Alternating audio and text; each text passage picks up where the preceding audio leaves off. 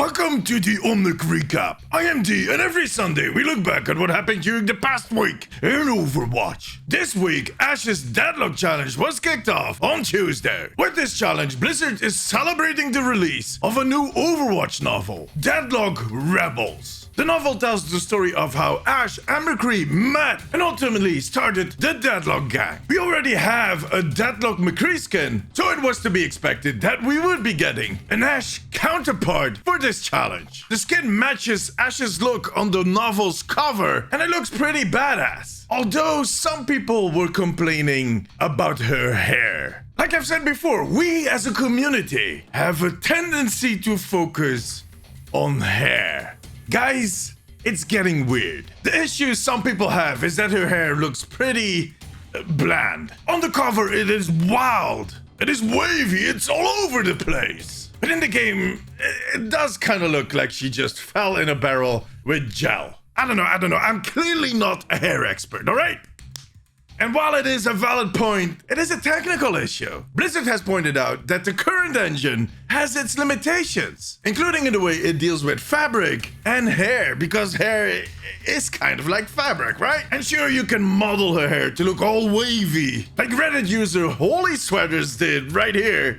But once Ashe starts moving and you need to animate her, those wavy locks of hair would just become like a solid helmet that moves and clips really weirdly. Because the engine can't deal with it. For now. Because the engine for Overwatch 2 deals with fabric and most likely hair in a very different way. So who knows? Maybe it will get upgraded at some point. We'll see. Apart from that hair issue, a lot of people seem to be enjoying this skin. According to a poll I did over on Instagram, 73% of the thousands and thousands of people that voted like this skin. And that includes myself. Now, you can earn that skin by playing 27 matches in quick play, competitive, or arcade. Every victory you have counts as 2 games. And along the way, you'll also unlock an icon and a spray. On top of all these nice goodies, you can also unlock 6 exclusive sprays by watching Twitch streamers that play Overwatch. And you know what? I am one of those Twitch streamers. So come check me out every Monday, Tuesday, Wednesday, and Thursday on twitch.tv/AtomicTV. What do you think about this skin and this challenge? Let me know in the comments. But that was not the only release that Blizzard had for us this week. And the second release also triggered some drama. And to be honest, it might turn out to be a little more problematic than the hair thing. 2 weeks ago, Blizzard announced that a big feature was coming to Overwatch 1. Crossplay. This feature allows players on all platforms, PC, Xbox, PlayStation, and Switch,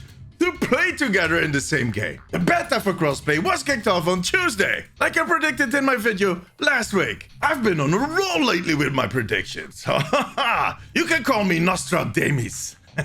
No? Okay, fine. Check out last week's video for more details on this feature. And as with any beta, there will be some issues that they'll need to fix. But it seems that most of the complaints about the feature stem from change and the perception of that change. First off, there's people that have an issue with how the new regions work. 2 weeks ago, Blizzard made Battle.net global, so there's no regions anymore, which allowed the Overwatch team to kind of launch crossplay because it was tied in together. But other than that, those are 2 different features. But since they were both released at the same time and have that time, well, yeah, people just, it's crossplay. Now, the issue is that before the change, these people would just hop regions deliberately. Sometimes they would do it because the game is easier on the other side, they're friendlier people, they're friends, there's many reasons. But that is no longer possible. Currently, if you team up with someone from a different region, the matchmaking system will, on top of all the other things, take your location into consideration when it's trying to find the server for you to play on. So for some people, that changes their experience and gives them less control over how they play Overwatch, which is understandably frustrating. But on higher elos, it's actually a bigger issue. Since there's so few players, the system is putting some of these players in really hyping situations, which is ruining those players' SR. And that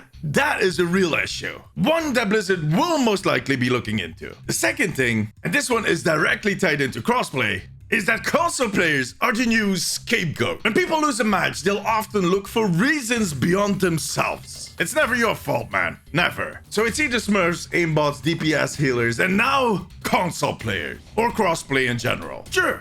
Console players that end up in a PC pool for the first time, they might get a little overwhelmed. The games are a lot faster. They lost their aim assist, which is rather big. And on top of that, there were a lot of console-specific tuning changes that just disappeared. Like less powerful turrets or bigger anal darts. They're gone. But see, they'll get used to those balancing changes soon enough. The aim assist, yeah, that's a little more difficult. And I don't play console, so it's kind of hard for me to kind of chime in that discussion. I guess it kind of depends on the player, the level, and the hero that they're playing. But to be honest, in all the games that I've been playing in the last week, I've barely noticed issues with console players. Hell, during one of my streams this week, we had a console player running off with all the play of the games on different heroes. So in my opinion, it's currently a bit of an overrated issue. And temporarily, it will fix itself. How do you feel about crossplay? Let me know in the comments below. And in the final update for this week, a new experimental card was added to Overwatch on Thursday. This experimental card includes balancing changes. Hit scan heroes Ashe, Baptiste, Bastion, McCree, Soldier, Widowmaker,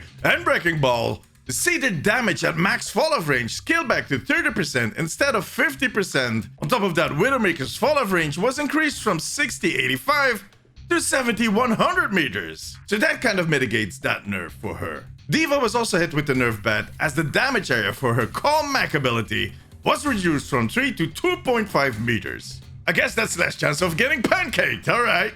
And she'll no longer be charging her ult in the short window between her setting off her ult and it actually exploding, which is actually intended as a nerf for Echo, as she is chain detonating a little too much right now.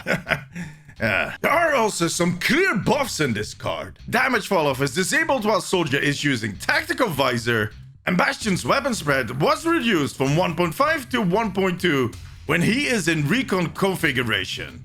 Those are both pretty substantial buffs. What do you think about these changes? Let me know in the comments below. We'll most likely see all of these changes being pushed to the live service in the coming days. But for now, my friends, that was it. Give us a thumbs up, make sure to subscribe, and hit the little bell icon so you get notified every time. Freak yeah. Follow me on Instagram, Twitter, and TikTok. And come say hi during one of my Twitch streams. It's a lot of fun.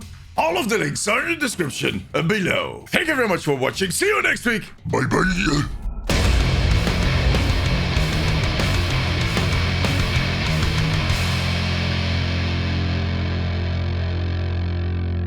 This experimental card makes me hungry. For some reason, I'm really craving, pancakes? Game on!